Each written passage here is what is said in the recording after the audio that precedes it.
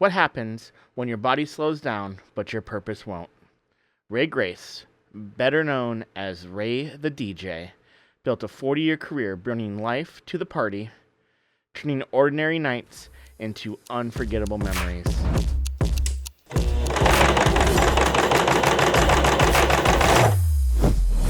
In this episode, we talk about what it means to transition well, to hand off what you've built, to stay faithful when your strength is gone, and to find identity beyond your role.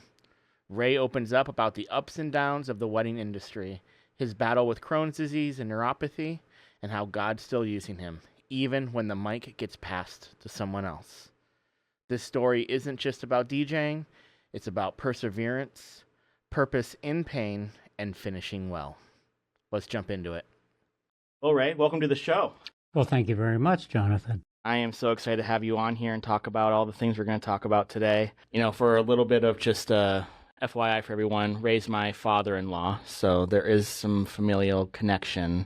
Ray, why don't you just jump in, give us a little bit of a background on you, your life, how you got into DJing, and what that means today. Way back when, and I'm talking about a time where probably most of the listeners weren't even born, but it was the 70s, and I was attending Arizona State University. And to tell you the truth, I just liked learning, and I hadn't declared a major, but my academic counselor said, you really need to declare a major.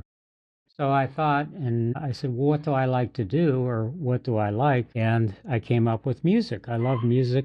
I love listening to music, and I thought, well, it'd be nice to get paid for something that's related to music. So I thought, well, hey, disc jockeys get paid to play music, because I'm not a very good musician at all. So I thought, yeah, okay, I'll declare broadcasting as my major. And so that's what I did. And I thought that before I graduated, it would be really nice to have some experience in working with, at that time, turntables, microphone, introductions, etc. So I applied to, at the time, the latter 70s was a time of disco, was the craze, and every restaurant, every lounge wanted to have some disco played for their patrons. So I applied all over, and out of the blue one time I got a phone call, and, hey, Ray, this is Frank. You applied for a job here as a DJ. Can you work? I said, well, sure. I says, well, when would you like me to start? He said, tomorrow. Okay. All right. Apparently the DJ they had didn't show up for work for 3 days in a row or something. Anyways, I got this job in a restaurant called Rubens, and I started working as a DJ there and got some experience with turntables, microphone, music, etc. I started to make audition tapes for radio stations on cassettes, by the way. And what happened is that I had friends, having parties and such like that, so I offered to DJ the parties for free, just to get some experience with that. But lo and behold, at that time, brides and grooms were started to get interested in having DJs at their weddings. Usually it was all bands, but okay. So that was like the pivot, was like this late 70s, early 80s was when that was happening? Late 70s, early 80s, that's correct. One night I was working in a club, and Barbara walked in, and she ended up becoming my wife, which was wonderful. And in 1981, we officially started the business of Ray the DJ, and got a trademark with signed by Rose Mofford, the Secretary of State at the time, who later on became our governor of Arizona. So in 1981 it started out with all kinds of parties, corporate events. Actually, we're getting calls for that. Put a little ad in the newspaper, and we were pretty much one of the only DJ services in town, so we had a very much an advantage on the rest of the market. Tell me a little bit about the challenges of having records when you first started off versus what you're doing today. At first, with the turntables and the records, whether they were full-length albums or 45 records, you had to go out and actually buy the music. So you don't go online, because I don't even know if internet was rolling at that time, to tell you the truth. But you couldn't go online and purchase things just by sitting at your desk. So we had to physically go out to Tower Records and Circles Records and places like that, used record stores, you name it. So the barrier to entry for new DJs was pretty steep because you had to buy all your music, you had to invest in some good turntables and audio equipment and such like that. So it started out, and it was very much a physical labor carrying milk crates of record albums Bet. and all the vinyl, not to mention the heavy Technics 1200s, turntables, etc. So then I was young and able to do it. Yeah. These days, I don't know if I could. I can't actually. I Yeah. can't really handle all the lugging of the records and all that kind of stuff. So Yeah. the technology has definitely prolonged my career as far as that's concerned. Gotcha. We moved from records and vinyl and cassette tapes way back when to MP3s. Actually, there were CDs. But we also had, what was the other thing? Mini discs. Mini discs. Were there. Oh, yeah. So I used those. Oh, yeah. You would make those yourself, though. Mini discs never really came out as, like, music never really came out on mini discs. You would put them in a mini disc, correct? And that is correct. Okay. Yes. Yeah. Okay. Make playlists and things like that on the Gotcha. mini discs. And then with the MP3s, evolution of them, it was very easy to put all your music on a hard drive. Mm-hmm. And my goodness, that made it so much easier. Of course, then a lot of other people could get into the business. Yeah. So the competition increased as the years went by, but we were lucky to get in early and establish clients. And between Barbara, my wife, and myself, really made a go of it. So how has the competition you're talking about, because the barrier to entry was really high, and then it slowly over time, as you went from records to tapes to CDs to MP3, all the way down the line on computer, all that stuff becomes much easier. You can do a lot of the DJing from a computer now. That barrier of entry, what has that done to the industry, DJ industry as a whole? How has that changed? Well, there's a plethora of DJs now. There's kids in high school that are, they're mixing music in their own bedroom, etc., and they're getting a lot of experience that way. So there's a lot more DJs in the field. There are DJs and DJ companies I've never heard of before, and I used to know everybody in town that was doing it. So it's more competitive for sure. On the other hand, if you have a young guy that's just interested in mixing music and then tries to do a wedding, there's a lot more involved with a wedding, between announcing wedding party, getting the names correctly pronounced, having the music cued, ready to go, knowing when to make announcements and when to just let the music do the talking. There's all these experience things that come into play. So if someone's listening to this and they grab this episode because they're like, I'm getting married, and they're looking for a DJ, I've heard a lot of people say, well, why wouldn't I just have my phone plugged into a speaker, right? So when it comes to a DJ, can you walk me through what someone should be thinking about that maybe, you get married, hopefully, you get married once, right? Maybe twice. But you get married once, so you really don't have this experience of doing this multiple times. What is it that maybe brides and grooms are not thinking about when it comes to their DJ? Well, there's a couple of reasons for not doing the iPhone into a speaker. One is you need somebody to make announcements. That's one thing. Also, two, if you have a set playlist and the bride and groom are putting down songs that they just love, well, where is the opportunity for requests? That your grandparents want to hear a song that was played at their wedding. How do you go about that? You need somebody full-time manning the microphone. You need somebody full-time being able to change music, because if they just have a set playlist, people are starting to leave early because the older people, they don't necessarily want to hear all that, and it's too loud, or it's just not appropriate. They have no idea what's being played. Gotcha. So the experience comes in so handy. To spend money on a good DJ, well worth it. This is your wedding, for goodness sake. Yeah. It's, once in a lifetime memory, and you want to trust it to experienced hands. Okay. Yeah. So a good DJ, you're saying a good DJ, number one, is a good announcer, so he can keep people engaged, keep people informed what's going on. Okay, we're cutting the cake. Come over here. But not only that, because I've been to a couple gigs with you. It's not even only that, it's also keeping you are the MC, not just doing announcements when you're told to. You're actually kind of dictating the flow of the reception. If you go to a good wedding, a good DJ, what are they seeing? What are they doing to keep the flow of a reception going? Yeah, I mean, you just basically work with everything that's going on. You work with the caterer for one thing, and if the food's ready to go, the food's ready to go. So a DJ would not be pumping dance music on the dance floor. Hey, I got everybody on the dance floor. I want to keep them there. Well, no, the caterer needs to serve the food now Gotcha. because if people get their prime rib, it comes out well done because it's been sitting in a hot box for too long, then you can't go back and Undo that. you can't make it medium rare, let's put it that way. For sure. And the photographer has a timeline as well too. So you have to know what their timeline is, etc., and work with the caterer, etc. And just being able to be flexible is important. You want to make the announcements again for the first dance, the father-daughter dance, the mother-son dance.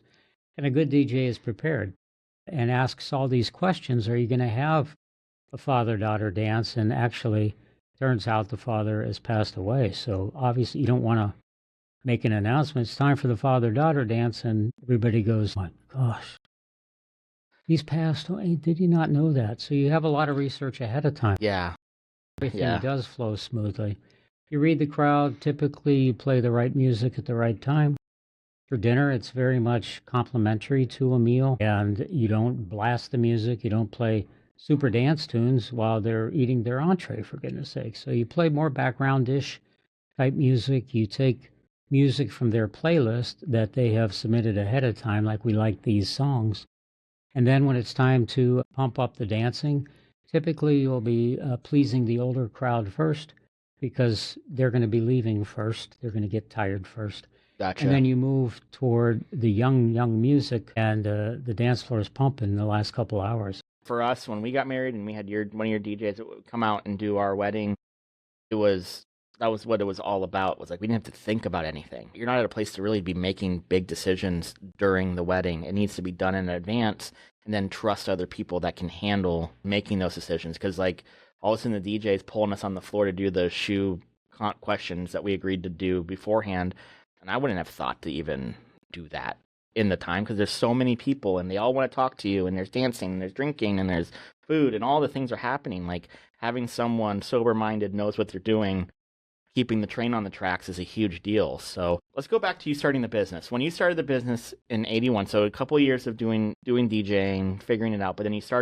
officially started Ray the DJ. Was it just you as a DJ, or did you have other DJs come alongside you at that point?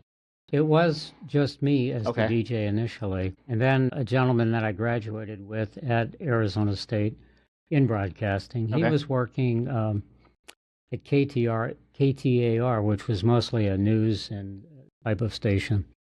And I asked him, I said, well, how would you like to, DJ weddings? Because we were getting requests for a wedding a date on which I was already booked. Got it. The clients, they just basically started saying, well, can't you get me someone? So, well, it really was just a service to the clients, to tell you the truth, that, oh, okay, this is what they want. They want somebody that we believe in and know can do a good job. So we brought him on board, and lo and behold, he stayed with us for probably a couple decades and worked out well. And then time moved on where we were both booked, and we needed to have a different DJ on board too. So we never put out any advertisements that Really? we needed DJs. Really?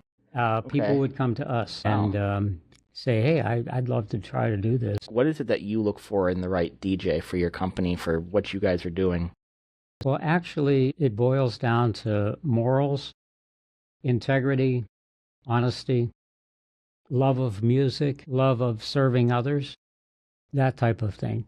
Because occasionally, not very often, but occasionally a DJ will do an event for us and say, well, the only thing that was wrong at that particular wedding was that the photographer had to leave or something like that, and I had a request from the bride and groom to play more dance music, so I played more dance music, and the photographer left, and that wasn't a good thing. So the DJ will honestly tell us what happened at the wedding. They don't hide things. Mm-hmm. They very honest. They're very open and such like that. So that's really how we decide who becomes a DJ. Anymore, it's like we do want them to have their own equipment Okay. and their own music library. That's important as well too. And then I take them out and with me to a job and basically just let them know this is how I do it. Mm-hmm. And they learn a lot by Sure. coming along and seeing the ebb and flow and when to make announcements and when to just kind of be in the background, that type of thing. But that's what we look for in a DJ is we look for somebody that's a very upstanding, responsible. It's like a creative field, so it can be hard to find people that are reliable, like you said. That like the first guy you were working for didn't show up for 3 days. Probably not a rare thing. So, how many DJs do you have now? We have around 10, and I mentioned that not very specifically because a lot of our DJs have another job. Got it. And, whether it's working for the police department or somewhere in IT or whatever, they have a full-time job. So they're very happy to do events on a Saturday because it's a different release for them. Let's put Sure. it that way. And they are in charge. And I think they like that quite a bit, not to mention the extra income. Of course. Yeah. So, but some are more part-time-ish than others. Others are more full-time, and we book more events for them. Got it. Than the other people. So you have a deep bench, but maybe you have your 5 stars, and then you got your guys that jump in when they need it. That's a very good analogy. Okay, A deep perfect. bench. We have a very deep Perfect. bench because we have often a request for a bilingual DJ, and that's typically Spanish-English. Yeah. Especially here in Arizona. Of course. So we have a couple of DJs that are bilingual. One of our DJs was born in Mexico City, for goodness sake. And so if it's a request for that, we have a DJ for that. If it's a request for a female DJ, we have a female DJ. We have male DJs, obviously. But, so we just match the DJ's strengths with what the bride and groom are wanting. So let's talk about how you guys do the process when someone calls in and says, hey, I need a DJ. What is it that you guys are asking? What is it that you're digging for before you match them up with a DJ? Well, a lot of times we'll start with, oh, how did you hear about us? And if they say that we were at a wedding for a friend recently and we really enjoyed the DJ. Got it. We have a program called DJ Event Planner. We can actually go back and see the details on that particular wedding and who the DJ was. So we could tell them that, oh, yes, that was the wedding, because she can look it up right away. And by name, by date, by location, all that stuff. Even importantly, as well as who the DJ was. So if they saw a particular DJ that they liked, they probably would want that DJ. So Makes sense. See if they're available for sure on that date, and it makes them all happy. Another question we ask is, what type of DJ are you looking for? Are you looking for somebody extremely outgoing? And do you want the shoe game, as you alluded to earlier, at your wedding, where we ask questions about the bride and groom and see how well they know each other? It's a lot of fun. A lot of people don't want that, so that's fine. And then we have them fill out a form online, very easy, about, will you be having a father-daughter dance, a mother-son dance? Where will the ceremony be held? Is it on property or is it a church? That type of thing. And so we get all this information from them, and that way we can match the DJ. Gotcha. Yeah, we ask them all kinds of questions ahead of time, so we can match it up perfectly.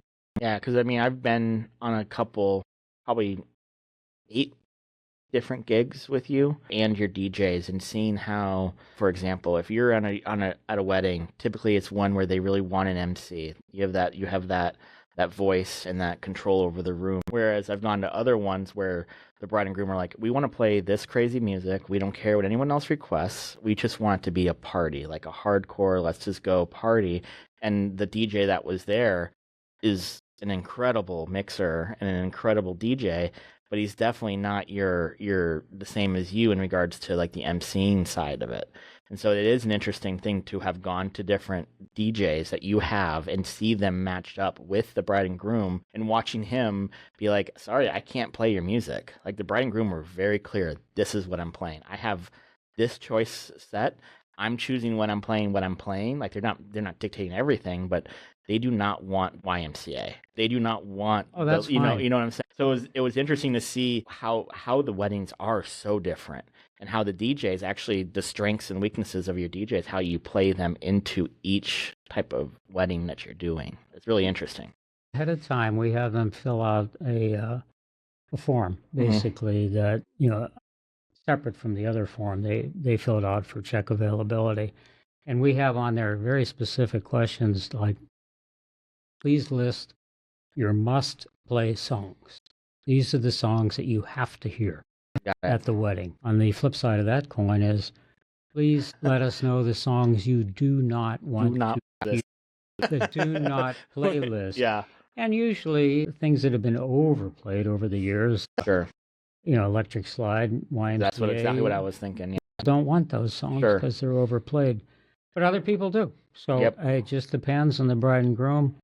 One of the most important things about us is that we truly listen to what the bride and groom want. It's their wedding. Yeah.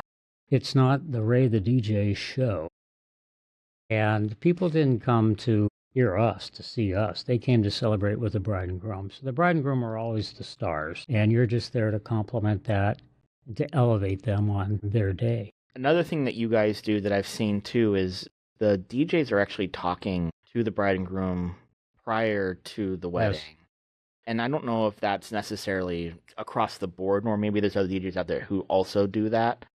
But from what I've seen and my friends getting married and my experience myself, like that's not what everyone else has experienced that we experience, where we sit down and we're talking to the DJ and we're going through his music and he's kind of sharing his process and he's asking pointed questions that he knows are important to get the feel for us. That I know buddies of mine that paid more for a DJ than what we did, and they didn't get that. The guy just showed up the day of. Do all your DJs do that too, typically? Have conversations beforehand? Yes, I think it's important to establish the relationship and establish the comfort level that the bride and groom know they're in good hands. And I've said it before that what we sell is peace of mind. Sure. Because the bride, for example, has many things to think about. They're filling out a seating chart and she's talking with her fiance about who should we put at this table, who should we put at that table. Every family has people you don't want to put together. Right. Etc. She's thinking about her dress. Is it going to be ready in time? She's thinking about the bridesmaids. She's thinking about all these details of her wedding. And you want the bride and groom to have peace of mind, knowing that once they've talked with the DJ that they can relax, they know they're in good hands. So that's very important to establish a relationship ahead of time. Now, occasionally you'll have a bride and groom come in from out of state, called a destination wedding. Sure. They want to get married in Arizona, etc. And for example, the bride might be finishing her law degree, and then the groom is working in something else very intense. There's not really an opportunity for a face-to-face, although we do Zoom calls as well, too. So that's the norm now, pretty much. Yeah, so we can do a Zoom call, but it's all what they want, Sometimes they're just want to basically get married, and they say, we trust you, and then you take it from there. But I think the communication with the DJ ahead of time is very important. So Ray, when it comes to, you've talked about that database you have, the software you guys use to manage everything. How has that changed how you guys do business? How has that changed the flow for you guys? Well, it's been an amazing tool, In the portal, there's all the information for the wedding. There's the song that we're going to play for the first dance. There's the song that we're going to play for the dance with the father-daughter, the mother-son. We have the must playlist in there. We have the do not playlist in there. All that information is in the portal, so that if there is an emergency of some sort, a DJ's in a car accident or whatever, and can't do the job, then we have backups. We have, like I said, we have 10 DJs. We would have all that information in the portal. The new DJ would be able to access that information. We'll give them the login, etc. And then the DJ that will be doing the event can talk to them as well too, because you never know with these emergencies. That's the nature of them. Some might Yeah. occur, a few days out, and some might occur 2 days out. So we have backups. That's another advantage of our company, is to have DJs that could come in and save the day if there is an emergency. That's a really good thing to have, because I bet a lot of these DJ companies is a one-man show. And if he's out, we're out. That's So, it. yeah. We've actually had calls from people whose DJ they had booked, not with us, but a different company. And they find out just a few days before the wedding that DJ is not going to do it. Oh, man. And so we've come in and saved the day. Yeah. Many, many times for other DJs that basically flaked out on the gig.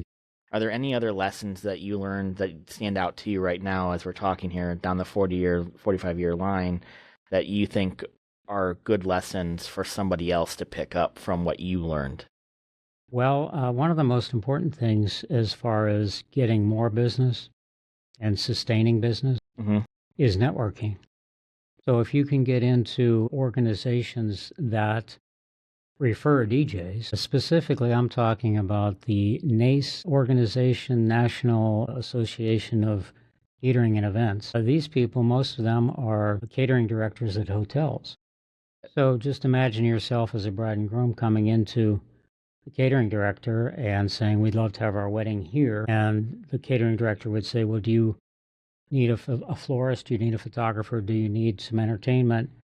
And they say, oh, yes. And then they rely on the recommendation of the person there at the hotel.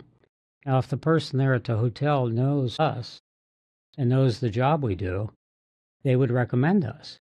So if you're networking with people that can refer you, that's very important. Other than that, if somebody's trying to get into the business, I think it would be wise to start with an established DJ company and see if you can get on board with them and get some great experience. That's very important. If you have an opportunity to go along with a DJ and see how they run a wedding, for example, or a corporate party, that's invaluable as well too. Sure. And I think a lot of people get in DJ because they think like the club or going and playing at a bar at night and the weekends and dance party and that kind of thing.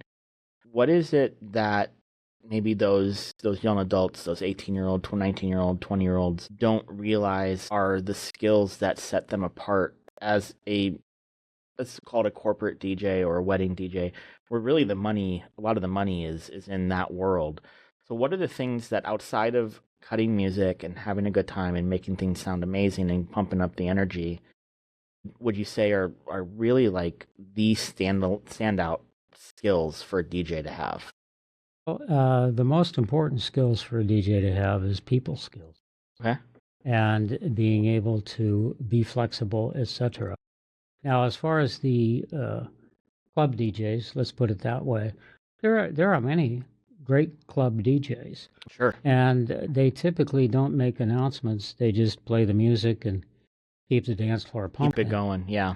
But at a wedding, you're not going to play an EDM set for 3 hours or longer. There's so many other things, as I mentioned, that you have to be a team player, working with the venue, they might have a wedding coordinator at the event, making sure everybody's on the same page, the same timeline, etc. And, there's just DJs that don't want the hassle of calling equipment, setting up equipment, breaking it down. They would rather walk into the club that they work 5 nights a week, and it's all set up. They turn on the on switch and off they go.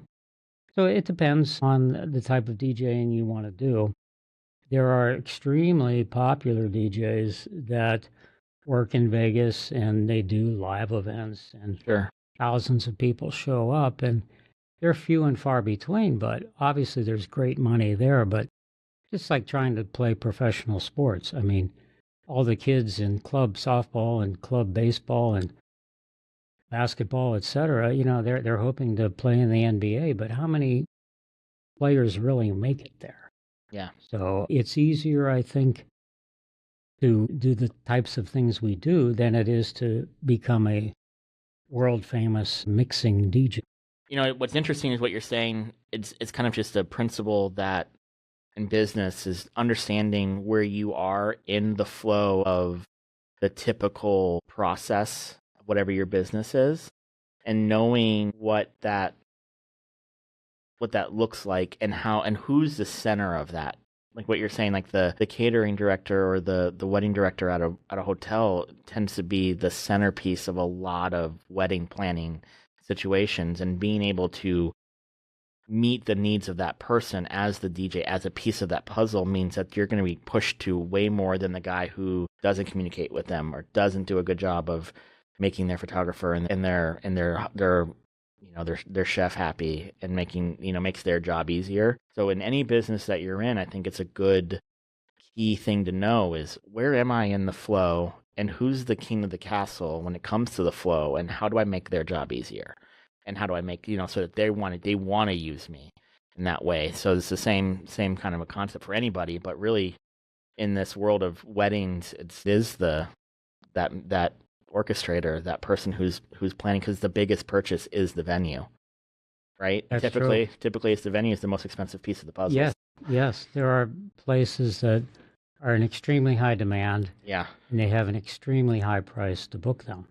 So it really depends on the bride and groom. Well, a lot of it depends on can they afford it. Yeah. Whether one of the parents' sides is paying for it or not. The people with money are going to go wherever they want. Sure. Well, money talks. My daughter wants to have her wedding there, and we're going to keep her happy. She's my little princess. And he's making a ton of money, so they can. But, just go with what you can afford. And what's the most important thing is that you have the right partner for your life together. Choosing the right person to spend the rest of your life together with is way more important than where you have the wedding and the reception. Let's talk about your testimony. Let's talk about your walk with Jesus. Well, it's been a gradual coming to Jesus. Somehow, I think somebody gave it to me as a present. There was a Men's Devotional Bible, is what it was called. And I started reading it, and the nice thing about that is it had particular passages that somebody very famous would write a very short 3/4 of a page or a page essay on that particular verse in the Bible. So it was great because I could read a particular part of Scripture, then I can read how somebody thought about that. And, well, one, I like very good writing. And the more I read of the Word, the more excited I got. And I think that really you come to believe more and more, maybe selfishly, because you need it. You need something to help you face whatever crisis you're facing. And I've often thought to myself, the more I read, that, okay, maybe I'm selfish that I need the power of God. But then on the other hand, I thought, who would be foolish enough to not want to employ the power of God, the lessons that Jesus taught us on how to live? God the Father, Jesus the Son, the Holy Spirit, all working together in your life. I mean, hey, you're crazy for not wanting this available to you. And really, you just confess that you believe that Jesus is the Son.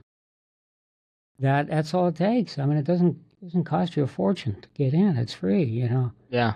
I stand at the door and knock.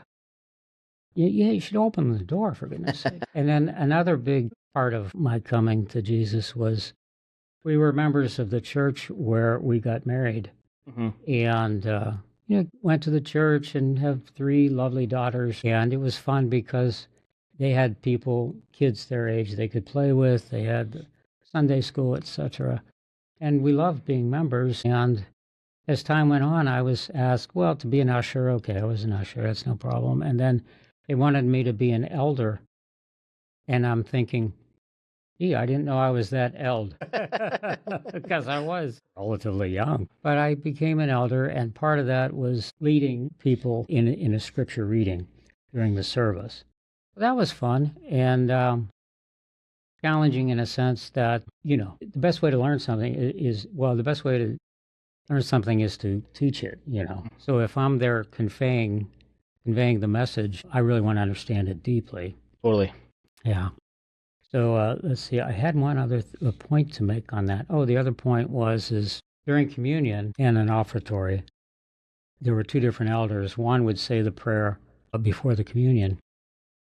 It got me thinking more and more and more, and I got deeper and deeper and deeper in my faith because I would say a prayer before communion, and people would compliment me on that. So when you're complimented on something, you tend to want to do it more.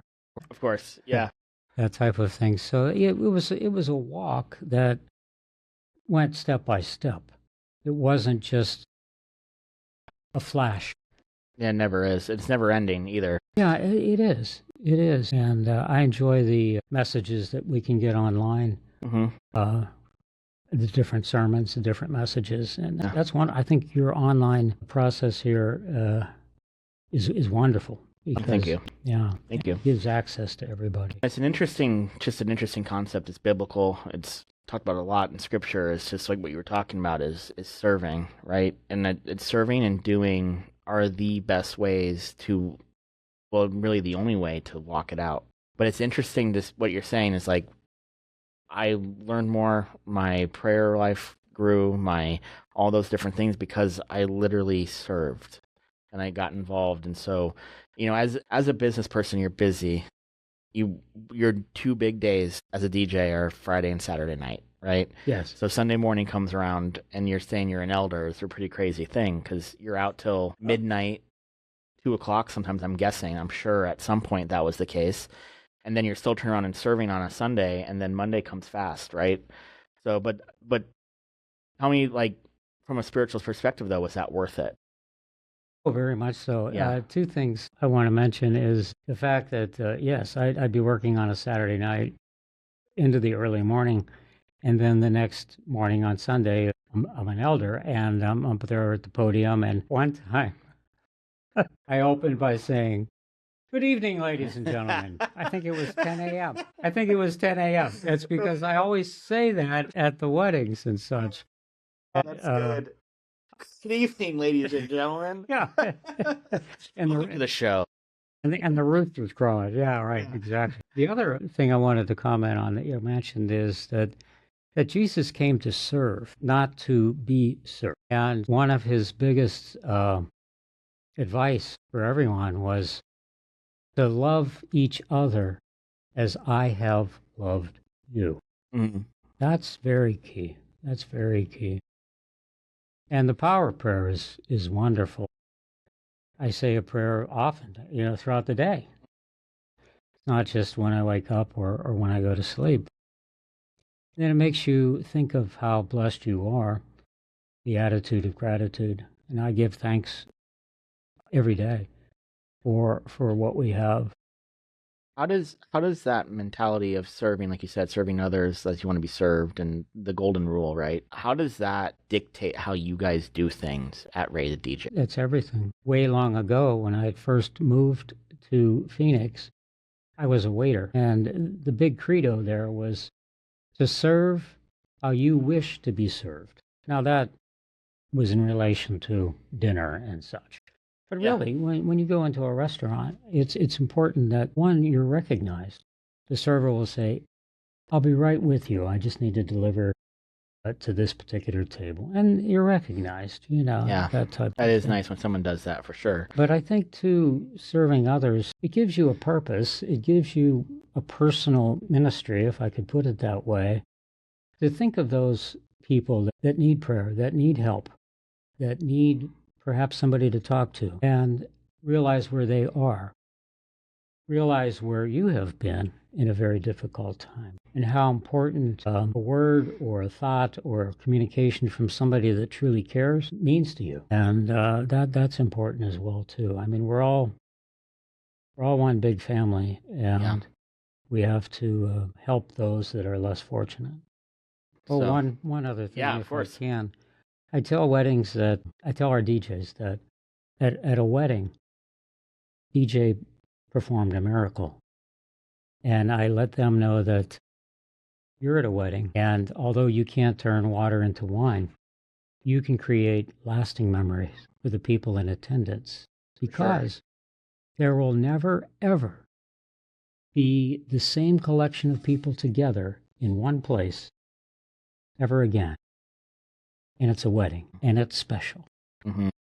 And we are there to serve and make it the best day ever, not only for the bride and groom, but for their guests. And music not only will bring back a memory, as I think most people know, when they hear a song, they think of the time when maybe they were in high school or something like that, and that song was playing, and it reminds them of those days.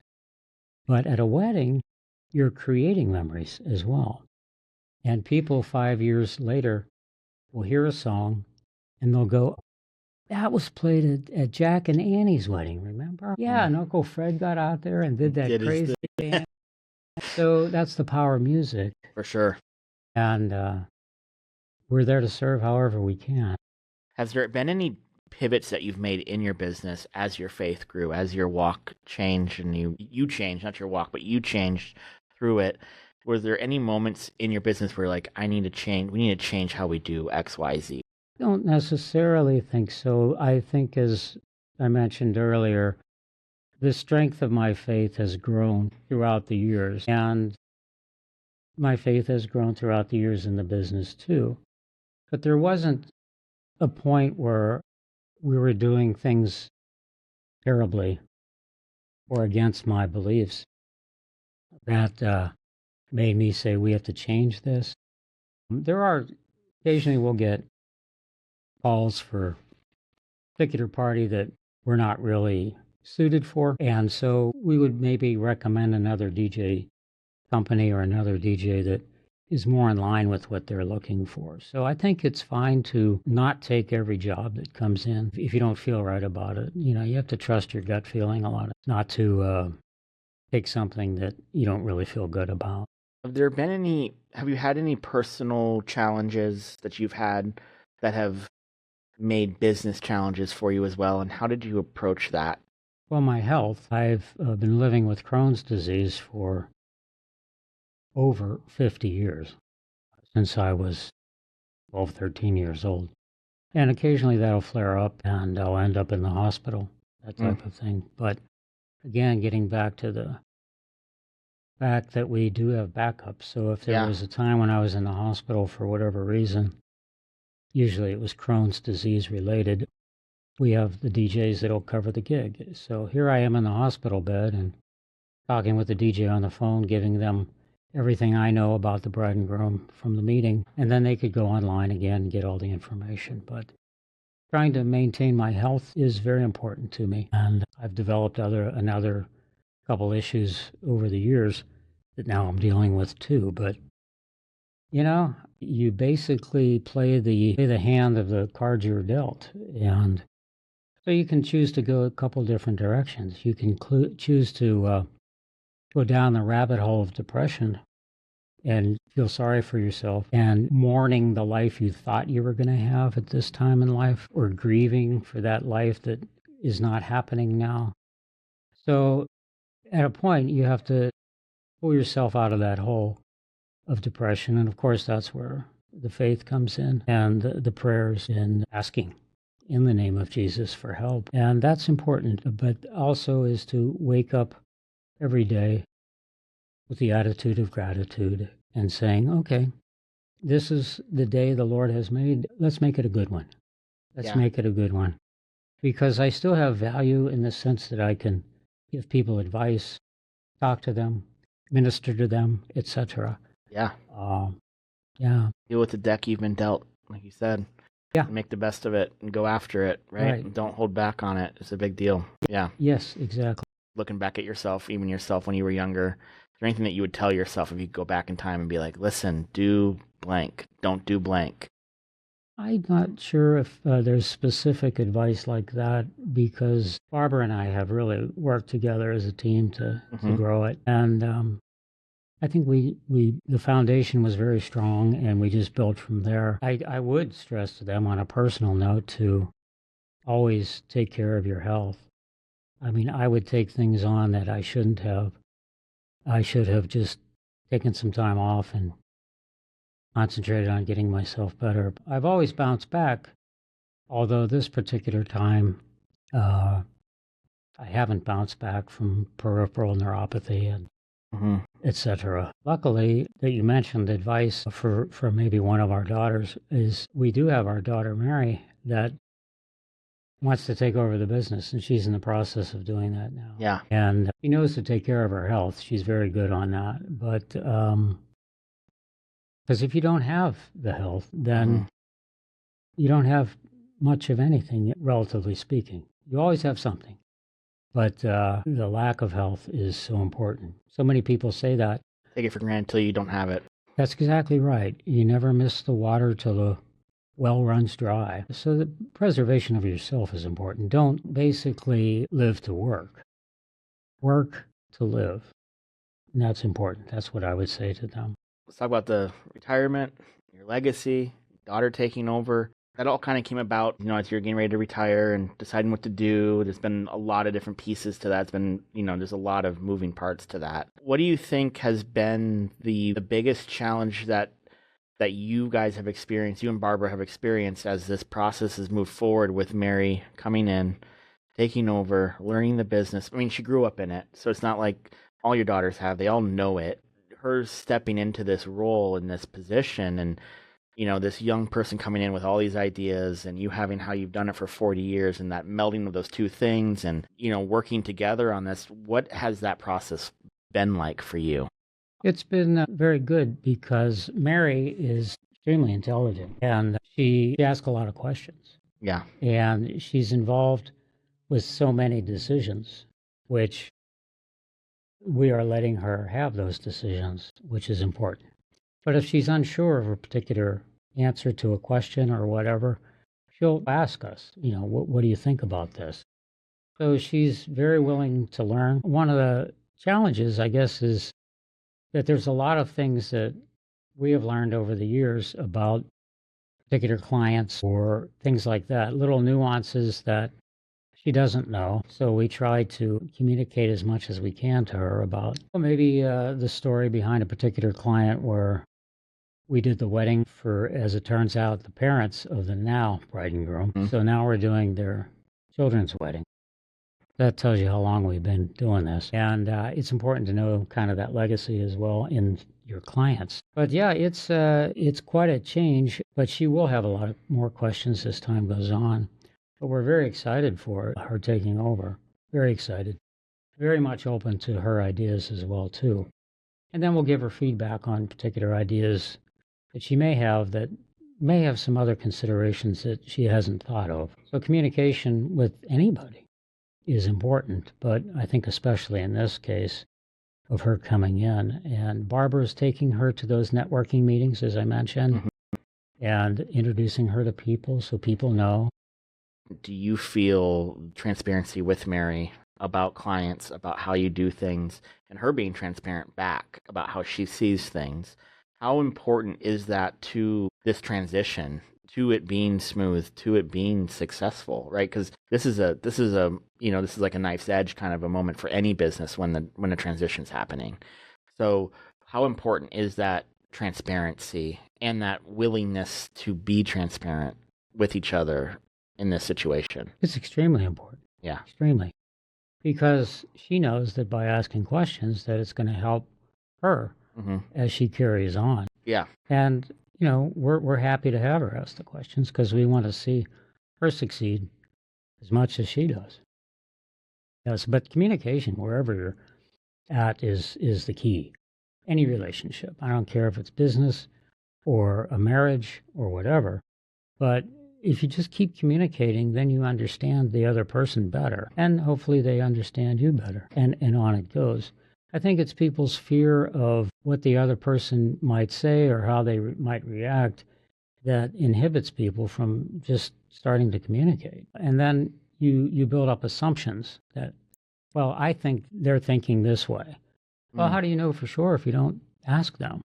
I think there's an interesting thing at play here too, where these transitions, there's a fear of maybe exposing bad decisions or exposing a weakness that maybe the owner has in the moment, right? And who knows what that is? It can be 1,000 different things. We all have weaknesses, right? And I think what I've seen is there's some fear of, if my son, my daughter comes in, they're smarter than me, they're better than me, they're gonna make me look silly, right? Or they're gonna poke something out that, like, I don't like accounting, and so there's some slop in my accounting practices or whatever it might be. Who knows? It's not nothing illegal, but like, I just don't track as much as they would want to. And people get real, like, they get like protective of stuff instead of letting it go. And the other side of that I've seen too is the fear of actually, which is crazy to me, but I also is the fear of someone being more successful than they were at the same thing, right? And so, like, I can speak to when I own the dance studio, and then I brought in a partner. I'm not a dancer. Clearly, I'm not a dancer, right? And I had that studio for 10 years and did well, made money, had a great time. Brought a partner in who is a world champion Ukrainian dancer, hardworking businessman. They all are. All the Ukrainians are. Every single one of them that I've ever met. But he's such a hard worker and drives and does his thing, pushes through all adversary, just goes and goes and goes. And he's blown the doors off the business compared to what I was doing. And I feel like I look at it and go, like, Dane, I'm so happy for him. But they're just being totally transparent. There are those moments of like, I suck. Know what I'm saying? In comparison, like in comparison. But then you look at it and go, no, he's a dancer. I had no passion for dance. I just don't. He does, and it comes across, and it's a big deal. And I'm very, very happy for him. But like, I mean, to be honest though, there always is that moment of like, I gotta put myself in check to be like, it's good that he's winning, and and bet more than I was, because I'm happy for him. I want him to succeed. But there's always that human jealousy side, that comes in, and it's just an interesting thing. And it's great that you guys don't have that, or you're maybe not really experiencing that, but it's interesting that you have to be cognizant of, right? You got to be conscious of, like, I got to give Mary some space, right? Oh, big time. You have to be cognizant of, like, I need to realize that my way isn't the highway. It has been. It's been very successful. I've been doing this for 40 years, but it's not the highway. But it's not 44. Sorry, 40, almost 45. Yeah. But like, it is not the only highway. It's an interesting thing to have to, like, keep yourself in check and be like, if Mary's asking a question, it's not about me, right? Exactly. It's interesting. Well, you have to put the ego aside. Yeah. And do everything you can to help her, and realize that if it's retirement time, it's retirement time. I mean, how are you going to be able to enjoy it to the fullest if you don't let it go? And the saying that I think people have heard many times is, with children, you give them roots and then you give them wings. Yeah. And she's flying really well. Great. Yeah, her wing strength is phenomenal. Yeah. Yeah. So I understand how that goes sometimes. There are founders of a company, let's say, for example, that have their name on it, and they just can't let it go. Even though it says Parker and Sons or whatever it says. Sure. Rated DJ on it? Yeah. Well, yeah. There have been business models that say never name a business after yourself. But anyway, it is what it is. But on the other hand, there are places in New York where the pizza parlor opened up in the early 1800s or something, and the father to son to the next one down, grandson. Boom, boom, boom. They keep it in the family, and they love it because they grew up that way. The father, the original owner, is very proud of the way things have gone. That's my hope. I just like when Jesus was baptized, this is my son, in whom I am well pleased. Yeah. We have 3 daughters, and these are my daughters, in whom I am well pleased. They're wonderful people. They're serving. One is a nurse practitioner. The other is a school teacher. and the third one is social worker. So they all know how to serve, and Very much so. so I'm very proud of them for Yeah. how they've managed their lives, and they have wonderful husbands as well. That's so important. So really And personal to me. we are wonderful men they've married, wonderful men, and it's a blessing to see that. What do you think in this retirement phase, what do you think has been the biggest thing you've learned? To enjoy the little things, to find the things to celebrate, to find the special moments in every day, to not be depressed about your health and the things you can't do. Mm-hmm. Basically, again, just to enjoy every moment and realize that, this may be the last day that you're here on earth. And the older I get, the more I realize how many people that I've worked with, how many people that are personal friends have passed for whatever reason, whether it's cancer, a heart attack, you name it. Sure. There's many, many things that people pass away from, and that I'm still here. Yeah. I'm still here. And okay, a good friend of mine said, God isn't through with you yet. Sure. I think of that. Oh, yeah. Okay, Lord, what do you have in store for me today? Love it. And because really, life is not a given. It can be gone at any moment. I bought the dance studio when I was 25, and I think I was 27 when we had a doctor. We had a lot of doctors because it's like a great stress relief for them. Yeah. So they would come in and like end the shift, they come in and dance, and then they go home. So that they would take all that out, get it all worked out, and then go home to their families, which I think is great. For that's just a great idea in general. Figure out what that is for some people, especially in those kind of jobs. Talking about his retirement, he's like, "Oh, I'm not retiring. I'm not going to work those hours. I'm going to go teach. I'm going to keep teaching," because he's been teaching forever, like going and doing seminars and teaching other doctors, right? And he's like, because every person I know that if their whole life was what they did for their living and they had no other purpose in retirement, they died. They just die. So like what you're saying is like right on the money, is like in retirement, what is like we said, I'm not done, so what's my next thing? What do I get to do now? Now that I don't have to be at the job 24/7, what now do I get to work on? What now do I get to do? I've embraced that. Yeah. It's like again, how can I further the kingdom today? Yeah. And with whom, etc. So yeah, I understand what he's saying, although I think it's how you approach it mentally, because you have to have a purpose. You have to have a purpose in life, no matter what stage you're in, and you have to have a feeling of self-worth. I am worthy. I still have things to give. Fortunately, for the most part, my brain is pretty good. Absolutely. Yeah. Although the rest of my body is not as good. I think you probably have a debate forever about which one of those, which way would you rather go? And I think I'd probably be in your shoes than the other way. That's have my mind instead of my body. Yeah. But I know. Science fiction says puts your brain in a jar and keep you alive forever. So I have two friends now whose fathers both have Parkinson's, and it's, oh my gosh, I'd much rather be in your shoes where I'm physically having to fight through stuff, but mentally I'm there. Probably harder. It's probably because you got a lot of mental hurdles to work through and fight through and keep yourself on check, but probably the better place to be, right? You're fighting and there instead of not even being there and just falling apart and not even knowing what's going on. Yes, I know who I am. I know what day it is. Of course, I'll check my watch or something on my phone.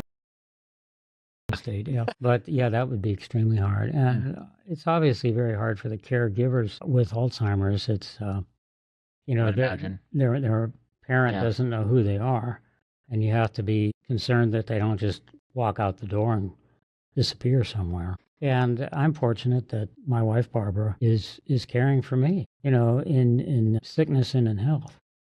You take the vows to stay together, and I know it's very taxing for her to help me, and she's still part of the business with the accounting. She's keeping all those ducks in a row, so to speak, and she's got a lot going on, and I'm very thankful. I mean, obviously for her every day.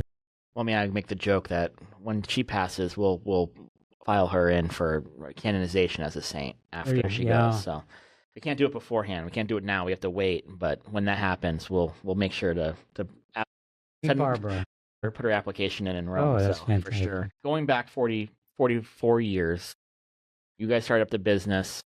What's something that you think anyone in any business should really make sure they're doing, or they do from like day one, that maybe they don't think about, or they think, oh, I'll take care of that later? Is there something that's out there that you look back and go, please do this? Yeah, I would say keep your books in order, because that's important. Because you have to know where you stand, etc. And somebody that's coming into the business, they want to come in with all the accounting, all the finances in place, all the deductions that are necessary for Social Security, FICA, all that kind of stuff.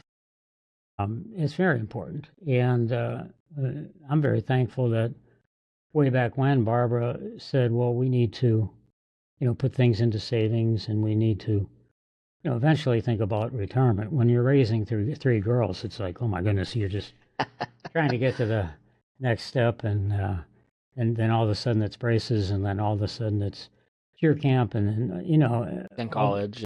yeah, college especially. Luckily, they all went to in-state universities. But yeah, that way it's important for you to plan for retirement. That's important. And our daughter Mary is already, which is good. So I think Barb has taught her well in all those situations, and about the importance of that.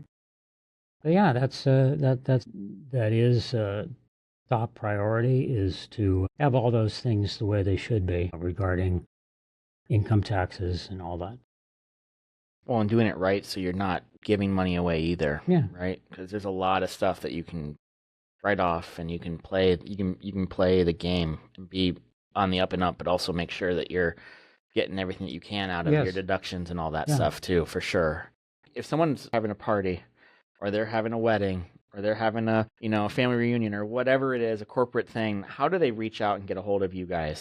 There's a couple ways. One is if you go to our website, it's www.raythedj.com. That's RAYTHEDJ.com. And then if you click on the website, it has some great information in general, but it also has a way to contact us through email, and that would be info@raythedj.com. That's Perfect. the email. And then the telephone number is 480-921-9665. Again, that's 480-921-9665. When should somebody contact you? As soon as you decide the date Okay. of the wedding, that's the time. Okay. Because we have bookings right now, it's 2005, but we have bookings into next year, big time. Okay. And especially the Saturdays that are Popular. in the better months, weather-wise. Maybe March would be very big. October actually is a big month here for weddings. And so if it's the second, third Saturday in October, that particular frame is very, very in high demand. Of course. So please let us know right when you know your date.